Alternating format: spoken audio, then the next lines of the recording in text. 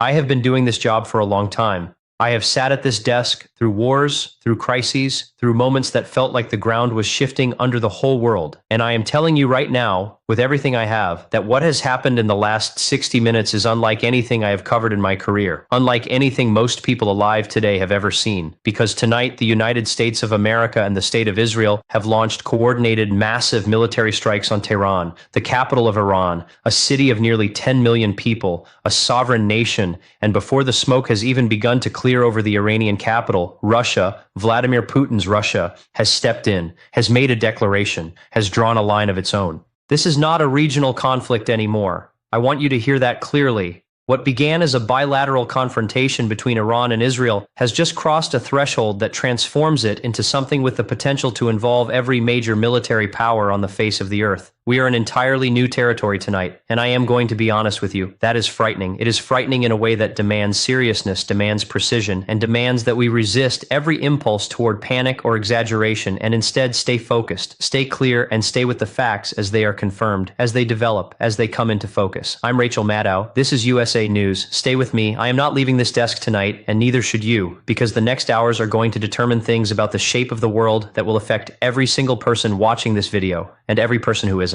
Let me walk you through what we know, right now, at this hour. The strikes on Tehran were conducted in two overlapping waves. The first wave was Israeli, F-35 aircraft operating at the outer limits of their operational range, supported by aerial refueling assets, carrying precision munitions designed for hardened and deeply buried targets. The targets in that first wave included facilities connected to Iran's ballistic missile program, command and control infrastructure belonging to the Islamic Revolutionary Guard Corps, and this is the part that the entire world has been holding its breath about for years, sites associated with Iran's nuclear program. Sites that the IAEA, that American intelligence, that Israeli intelligence have been tracking and flagging and arguing about and wargaming around for the better part of 2 decades. The second wave involved American assets, United States Air Force aircraft operating from regional bases, and we are also receiving reports of Tomahawk cruise missiles launched from American naval vessels in the Persian Gulf and the Arabian Sea. The American strikes hit a partially overlapping but distinct target set, air defense infrastructure, radar installations, and additional Revolutionary Guard command nodes that would have been involved in coordinating any Iranian counterattack. The coordination between the Israeli strikes and the American strikes was not coincidental. Multiple sources are telling us that this was planned, that this was deliberate, that the United States and Israel made a joint decision. At what level of the American government, and when that decision was made, we are still working to confirm, to strike together simultaneously in a way designed to overwhelm Iranian air defenses and prevent any coherent military response. And then,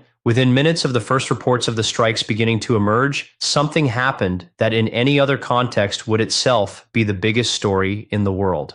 Russia's foreign ministry issued an emergency statement. Vladimir Putin convened an urgent session of Russia's Security Council, and Russia delivered what diplomatic sources are already describing as an explicit warning, not a suggestion, not a request, but a warning to the United States, to Israel, and to the international community. The specific language of that warning, the exact formulation Putin used, is still being translated and verified, and I will not give you paraphrasing that I cannot stand behind at this hour. But the substance, confirmed by 3 independent sources with knowledge of the communication, is that Russia considers the strikes on Iranian territory a threat to regional stability of the first order, that Russia has existing defense commitments it takes seriously, and that the United States and Israel have entered into extraordinarily dangerous territory that could have consequences far beyond the Middle East. I want to make sure you understand what that means and what it doesn't mean. Russia and Iran have a security relationship that has deepened enormously over the last several years, cemented by the war in Ukraine, where Iran has supplied Russia with drones and other military equipment, and where the two countries have developed a degree of military and intelligence cooperation that has no recent precedent. Russia has also provided Iran with air defense technology, with nuclear cooperation, with diplomatic cover at the United Nations Security Council, where Russia has used its veto to shield Iran from the most severe international pressure. These are not two countries with a casual alliance of convenience. This is a relationship built on shared adversity, shared enemies, and increasingly shared strategic calculations. Does Russia's warning tonight mean that Russian forces are going to enter into direct military conflict with the United States and Israel? I am not going to tell you that, because I do not know that, and neither does anyone outside of a very small number of rooms in Moscow and Washington tonight. What I am going to tell you is that Russia's intervention, even at the level of a statement, even at the level of a warning, fundamentally changes the diplomatic and strategic calculus of everything that happens next. Because now, every decision made by Washington, every strike package considered by the Israeli military, every Iranian response option, all of it has to be evaluated against the backdrop of a nuclear-armed Russia that has publicly committed itself to a position in this conflict. That is the world we woke up in this morning. Or rather, it is the world we are living in right now tonight, because none of us woke up this morning expecting any of this. Let me take a step back and give you the thread that leads from where we were a week ago to where we are now, because I think it is essential that you understand the sequence of decisions and escalations and miscalculations on all sides that produce this moment. Because wars of this magnitude do not erupt from nothing. They erupt from an accumulation of choices, each one of which seemed defensible or even necessary in the moment, but which together created a cascade that ended with American and Israeli aircraft over the skies of Tehran and Russian officials convening emergency sessions in the Kremlin. Iran's strike on Israel's most critical military installation was the spark that set this chain reaction in motion. That strike, direct, unambiguous, designed to degrade Israel's military command capacity, crossed a line that Israel's military and political leadership simply could not absorb without a response that was overwhelming in its scale. The doctrine of deterrence through disproportionate response, which I described in an earlier broadcast, did not allow for a measured, calibrated reply to a strike of that severity against a target of that significance. The Israeli Security Cabinet convened, decisions were made, and the question of whether the United States would stand with Israel, not rhetorically, not symbolically, but operationally, was answered by the Trump administration in the most direct way imaginable.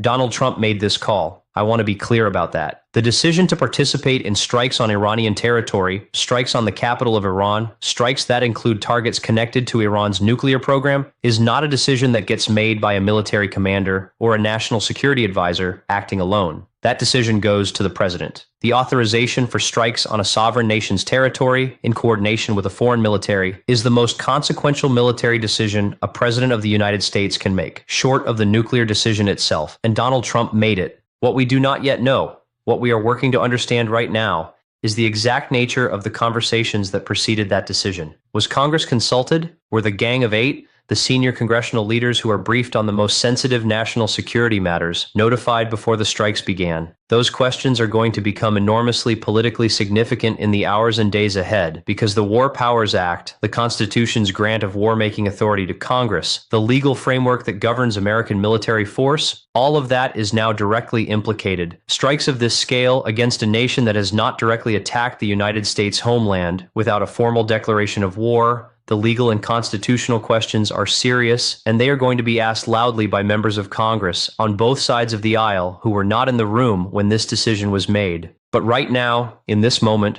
the political and legal questions, as important as they are secondary to the operational ones. Because the strikes have happened, the decision has been made, and what matters most in the next hours is what comes next. Iran's military will respond. Let me say that without any qualification. Iran's military will respond. The question is how, at what scale, and against what targets.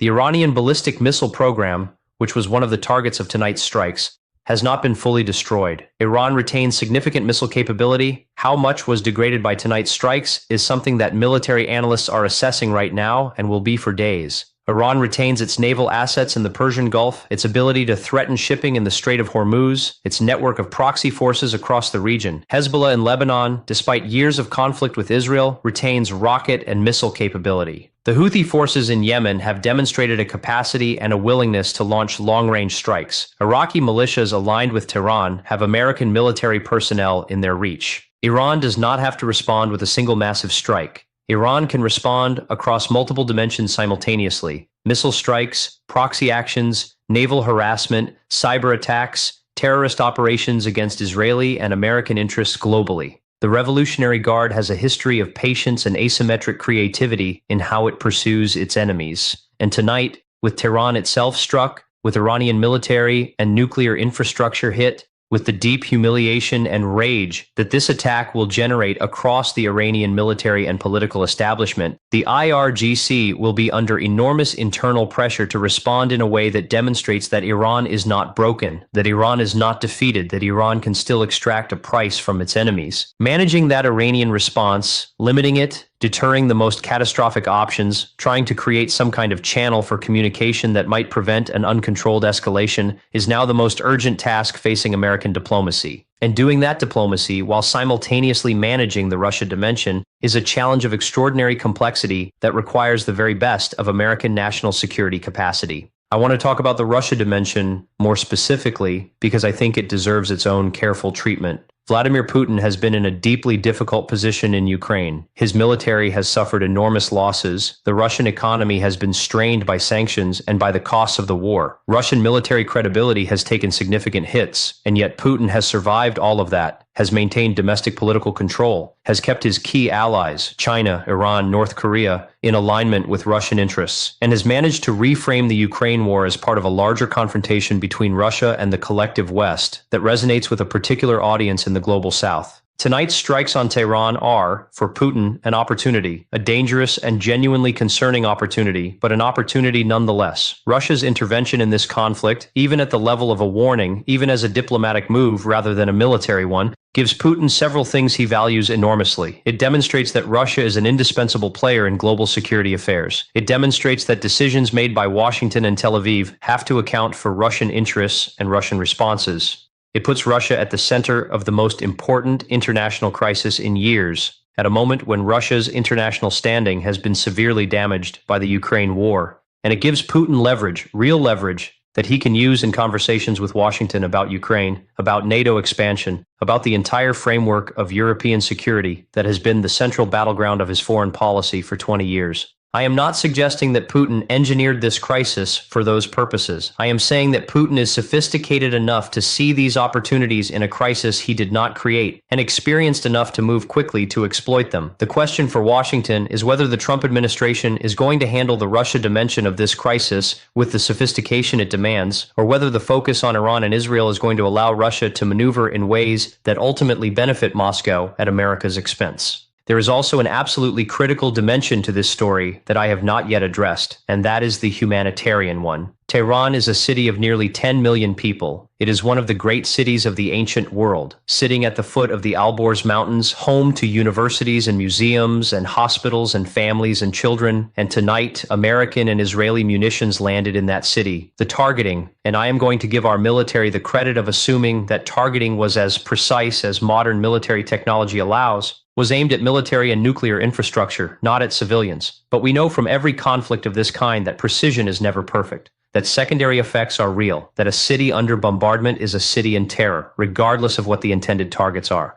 There will be Iranian civilians affected by tonight's strikes. There will be people in Tehran who are injured, who are terrified, who have lost something tonight. Their safety, their sense of security, maybe more. Those people are not America's enemies. Those people are human beings living in a country whose government made decisions that led to this, without those ordinary people having any meaningful say in those decisions. I think it matters that we hold that in view, not to paralyze policy, not to prevent necessary military action when necessary military action is truly necessary, but to remember that every strategic decision has a human face, and that the millions of Iranians who march in pro-democracy movements, who take to the streets at enormous personal risk to demand something different from their government, who have shown again and again that they do not embrace the ideology of the Islamic Republic as their own, those people are living through something terrible tonight, and they deserve to be seen.